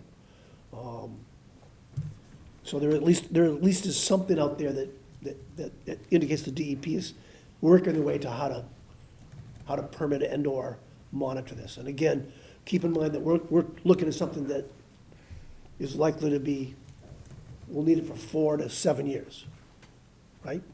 We'll need that capacity for 4 to 7 years. Right, so we do, the context of this groundwater discharge permit modification is that we're trying to make progress while we pursue an outfall. We're trying to make sewering progress while we pursue an outfall. But the town's real focus for the future of the future of treated wastewater discharge is an outfall.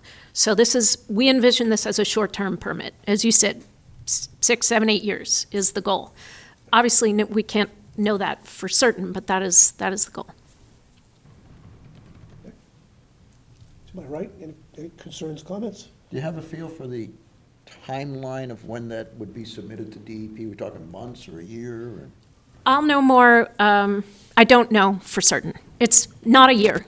And the goal is to do it as quickly as possible. So we'll have a lot more information. We'll have more information in the next couple of weeks. It's an ongoing process. I'm wondering if total discharge from the plant, once this is done, will be? So our current permitted discharge is 710,000 gallons per day. We are requesting a total discharge limit of 910,000 gallons per day. And do you have monitoring wells south or west of the disposal beds? Yes. And if so, or is DEP going to make you do more? Or? We have lots of monitoring wells. At this point, what I envision is a look at the wetland communities that are out there. And there will likely be some long-term monitoring. I don't know what that'll look like. Steve? When you used the word conservative before, did you mean that, well, let me ask you this way. Have you or anyone you trust done a back-of-the-envelope calculation such that you're not worried, or you're worried, or you're unsure? So she doesn't trust me, but we have done the back-of-the-envelope calculation. And you're not worried? Not worried. No, I mean, because Ken just asked a question about flows. Amy told you what it's permitted for. Actual flows are not 700,000 right now, okay? Yeah. So all the way along through our planning and process, we've consistently had a projected number, a requested number, a permitted number, then the actual number has always been something below that. We're not bumping up against any limits in any way, shape, or form. That's the bottom line. Thank you. Okay. I'm gonna let Matt, do you want to go first? Yeah.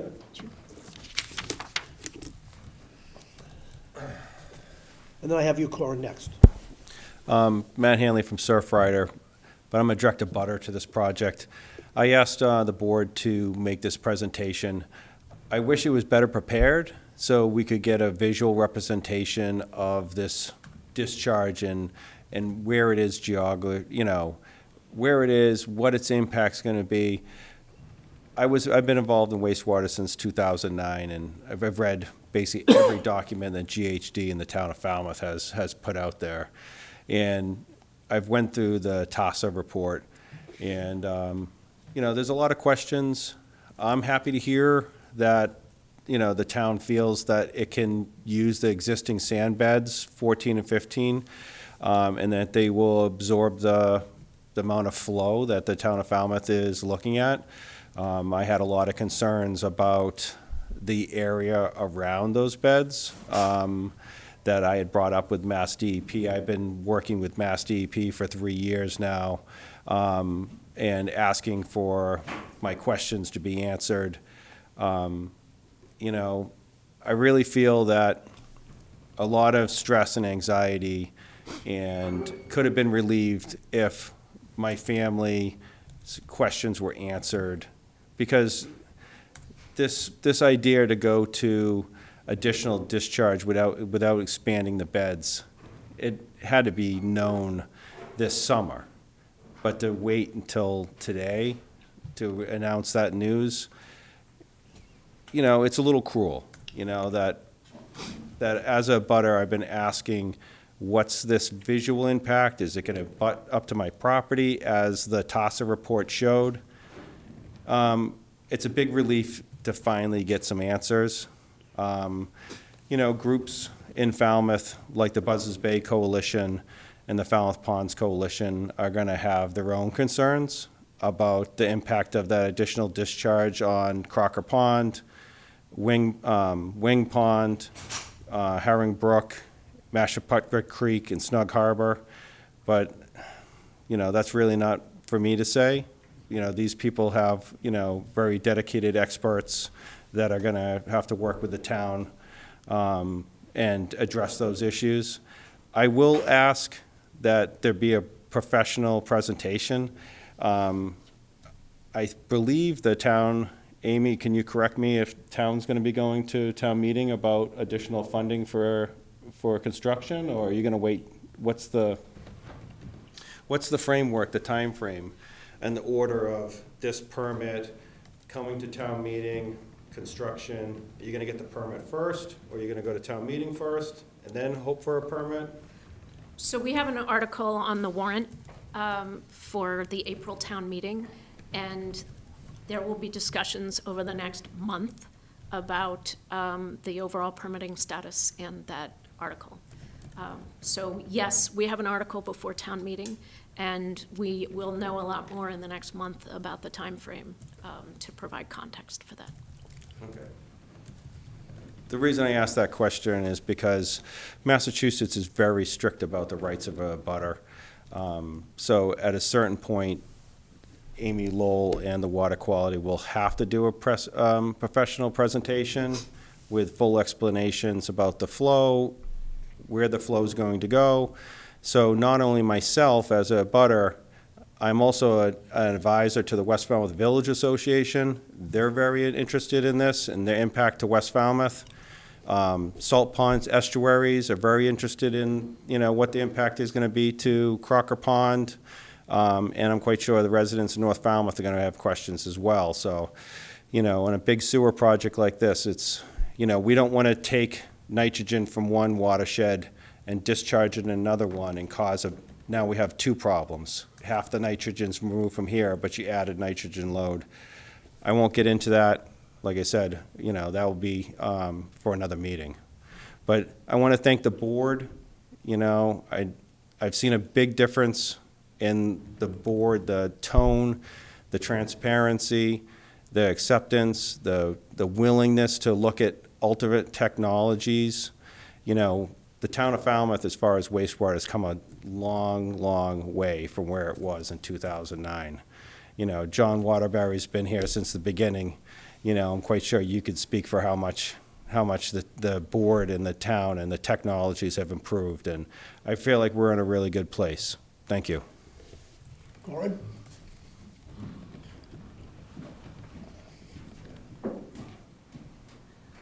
Corin Peterson, Buzzards Bay Coalition.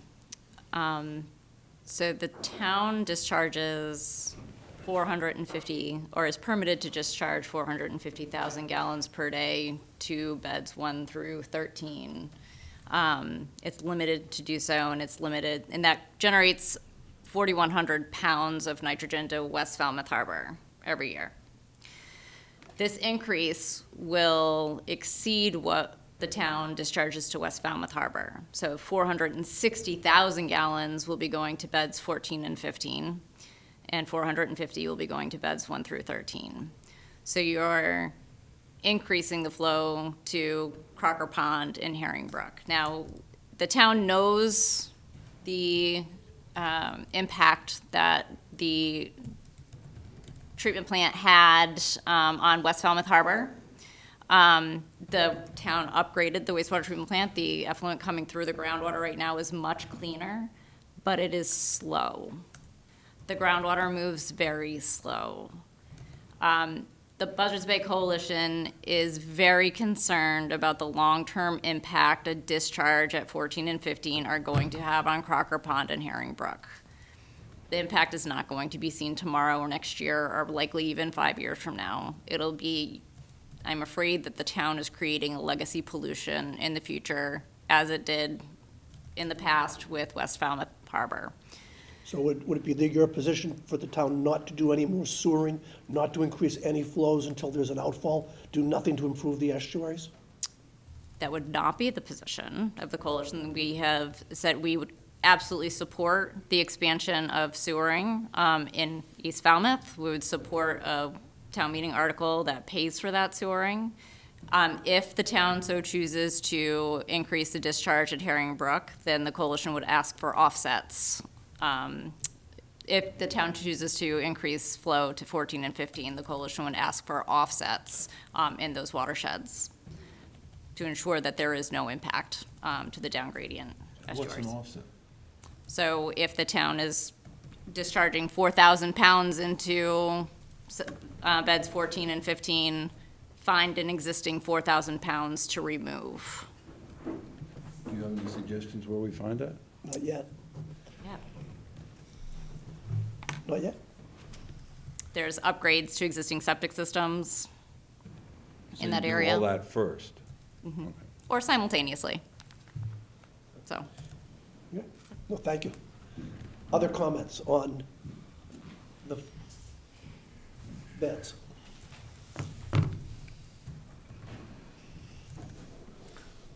I would say that we're probably going to know whether or not we're going to be successful with the outfall within the next year or two, right?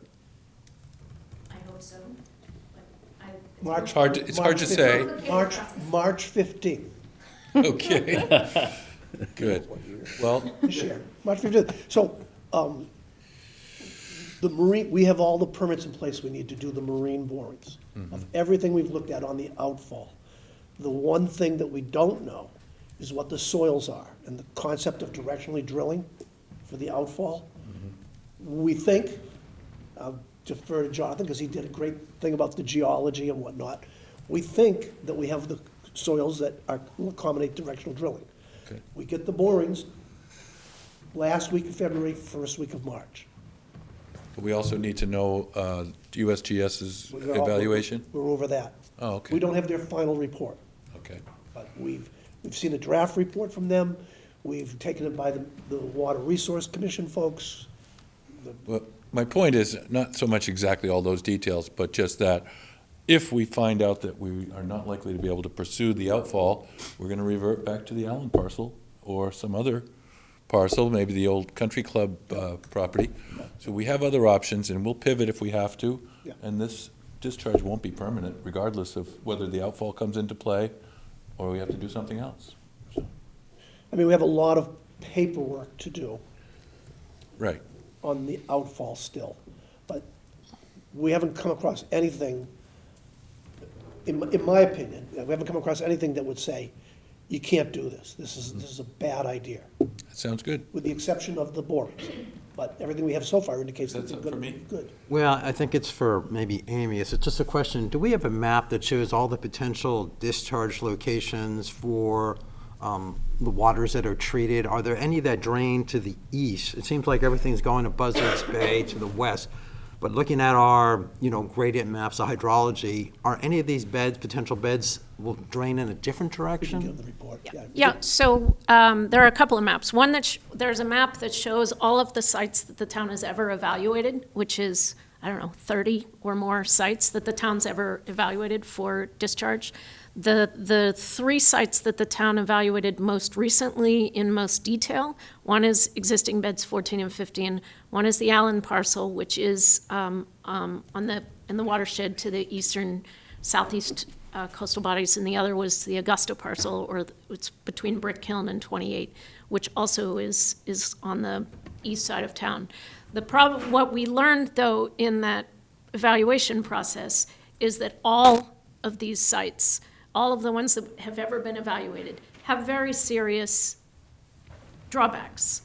For example, the Allen parcel is up gradient of Conomasset River and several ponds, several freshwater ponds, and Great Pond, and I believe also another pond and river to the east. Amy, we should get him, there's a couple of reports and whatnot and a map. We should just, Yep, I can get you the background. My point is, yes, we have evaluated many, many sites. No site is perfect, and in fact, every site has major hurdles. So we ended up with this plan of going to beds 14 and 15 as an interim, a short-term solution while we pursued the outfall, with the idea that once the outfall is available, we would cease discharging to all of the existing beds and switch to the outfall. in the interest of time, be quick. We've got other things on the agenda, and we're out of here in 14 minutes. I also wanted to applaud the town for pursuing the outfall with as much vigor as you have. I'm really happy to hear that March is sort of a go, no-go date. If it is a go date, when does the town anticipate going to town meeting to fund the outfall? Good question. Good question.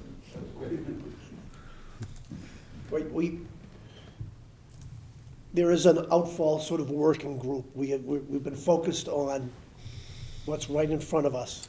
And, you know, there is a placeholder in a capital plan, but we haven't gotten down to the specifics of what that project looks like or how it goes forward. That'll unfold over the next 6 to 9 months, I would say. Okay? Sooner rather than later in my world. The fact that we lost 2 months, and as long as we're giving platitudes out, thank you for contacting everybody to get the Army Corps of Engineers to agree that we were covered by a comprehensive general permit that we originally asked if we could be done. It took them, what, 5 months to say, yes, you can do it under the general permit? Whatever, I shouldn't go on. All right, I'd like to move on to quickly reports of members and staff. We have minutes of a couple of meetings. I have two very quick items to offer up to everybody. One is, as Amy just noted, there is going to be an article at town meeting, much like the last time when we divvied up all the town meeting members among ourselves to make sure that they were well aware of what the article was, what it was for, and why it was beneficial for the town. Expect over the next couple of meetings that I'll be producing a list of that, giving you all assignments to contact town meeting members. And anything else you need us to do, Amy, let me know, okay? That's the first one. The second one is, I was curious as to where the Saxon Partners were on their application for a groundwater discharge permit. Because this board, as you all recall, we put a statement out there asking folks to have a system that would perform at least at the level that the town's system does. They have shared with me basically what they submitted and applied for. They are applying for a high-quality system. They're a little leery of promising the 3, but they're not leery of promising a 5 with working to the 3, which is in some ways similar to the town's permit. We don't actually have a 3 limit. We have a target of 3. So I was happy to see that they were asking for a system that would function good. They have requested an opportunity to come in here and talk to this board about their wastewater plan and where they're at with the amount of nitrogen they will produce and what's going on with that. So, again, in the future meeting, expect that you'll see them on the agenda to come in and talk about some of that. They are in some mitigation arrangement with the town because of things, but they've indicated they can come and talk about what they're doing because they've put a permit application into the DEP, okay? It's good done. Isn't it in their interest to do this? Because Because otherwise the Board of Health could come after them 5 or 10 years from now. It's outside the Board of Health. They're over 10,000 gallons. They're not under the Board of Health. Okay? They have to do it. It's not an optional for them. I'm just saying, they appropriately responded and came up with a good system with a membrane basically on it to knock it down. Would you like to provide an update on, you or Kristen provide an update on PRB proposals? So Kristen and I collaborated on submitting a initial letter of intent to submit a proposal to the national SNAP, right, Kristen? Am I getting that right? Yeah, it's the National Estuaries Program. National Estuaries, NEP. To get funding to put in a PRB around the key parts of Snug Harbor where the major flows of nitrogen are currently occurring. And went very well, knock on wood, but, you know, it's a long shot. We think the project is about 400,000 and 100,000 of in-kind services from the town right now? That's about right, yeah. Roughly. Okay. Ed, what do you got? That's what I was gonna mention, that, you know, the grant application went in, and Kristen worked like a dog to get this thing together and pull Paul's input. Because you all have a lot of comments. And Paul Dombrowski from Isotech provided a lot of work. There's support coming from the town on via the DPW. So yeah, the whole program is 600,000, 430 some odd of a federal grant, and the rest is matching from various sources. The next target is March 7. They will let us know whether we've passed the first gauntlet and would proceed then to a full proposal, which would be a lot more work for Kristen and Ken and Paul. Primarily Kristen, so. Okay. Steve, anything on UD? No, okay. Got anything, John, or any? No, I'll Did just Bo- did Bo- continue to monitor what the Board of Health Yeah. is doing with, and bring updates. Yeah, it'd be nice to see an update after we had all those comments from them on what they want to do. Nothing from me. Well, you're A in couple charge, of you're things. in charge of the minutes, so we'll get to you next. Oh, okay, thanks. And you're our sort of point person on, you know, getting the tax code revised. I know you've been away, and we'll meet Tuesday and map out where we're gonna go next. The only thing I was going to add was I worked on a shortened version of the overall presentation that was given several months ago. That should just be distributed to everybody, Kristen, if you haven't done that already, yeah. Thank you for reminding me, yeah. Yeah, I think if you've got a committee that you want to go talk to or present, just let us know who you want to go to. You're working from facts. It's always good to work from facts. Good starting point. I am going over to the Martha's Vineyard Commission tomorrow evening, just to provide, they gave me a slot just so I can tell them that the town of Falmouth is looking at an outfall, how serious we are about it, how we got to why we're doing what we're doing, and the scale of what that is, so that, you know, one of the key next steps in the outfall project right now is making our initial MEPA filing.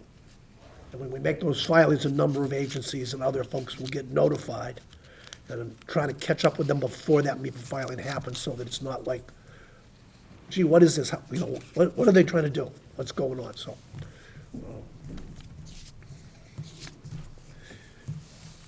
minutes. Tom? Kristen did her usual fantastic job, and I did my nitpicky job afterwards, and I think people have had a chance to look at them. It's a little complicated because, you know, we also have the minutes from the joint meeting on the 13th included here too, so maybe separate motions? Separate or motions would be best. You want me to bundle them? Yep. Separate motions. Separate motions, okay, then I'll move that the committee accept the draft for the January 8th meeting as presented. Is there a second? Second. Second. Any discussion on the minutes? All those in favor of accepting the minutes, signify by saying aye. Aye. Well done. And I'll make the same motion for the joint meeting of us and the Board of Health on the 13th of January. I'll move that those minutes be accepted as presented. Second. Moved and seconded. Any discussion on those minutes? Oop, Steve's got something. This isn't really a criticism of the minutes, but it's, because I think it's accurate, but I just have a question, and we don't have to have the answer now, it may be involved. It says, this was dealing where the Board of Health was proposing how many, what fraction of Falmouth to include. And it says, Chairman Rafferty noted that the charge of water quality is to focus on the NSAs, which of course is true, and thinks that the Water Quality Committee cannot comment whether they think a town-wide regulation is the best answer or not, but is not challenging the Board of Health reasoning. I would like to have a discussion of that in the future. Certainly, why we can't comment on it. You don't have to answer it now, but. Yeah, in the future, I'll reach out to you. Right, good point, Steve. Just one last thought, if I could, when you're done. Go ahead. Just thinking about the, John's idea of getting the one type of septic so everybody has the best performing. And I wonder if there may be some way we could like license to have a town-owned unit on their property. That way we're not giving something to them, and we could still, you know, get an agreement where we could go on and do the monitoring. Yeah, maybe. Maybe that's another way. Yeah. Yeah. I think this at some point is, you know, a small working group sitting down with Maura to find out, how we get from point A to point B and remain like compliant with state laws. I want to try to keep that idea alive. It'd probably be a good way to go. All right, thanks, guys. All right? Thanks, Doug. I will entertain one more motion. No, Motion can you adjourned. vote on Vote the on minutes? Oh, we didn't joint vote? meeting. Oh, no, I'm No. sorry. We didn't Okay, vote on the joint. We have a motion made and seconded, no comments. All those in favor signify by saying aye. Aye. Thank you. So moved. And I'll entertain a motion to adjourn. What? So moved. Second. No discussions allowed on a motion to adjourn. All those in favor of getting out of here, actually ahead of schedule, signify by saying aye. Aye. What happened? It was boiling hot, now it's freezing cold.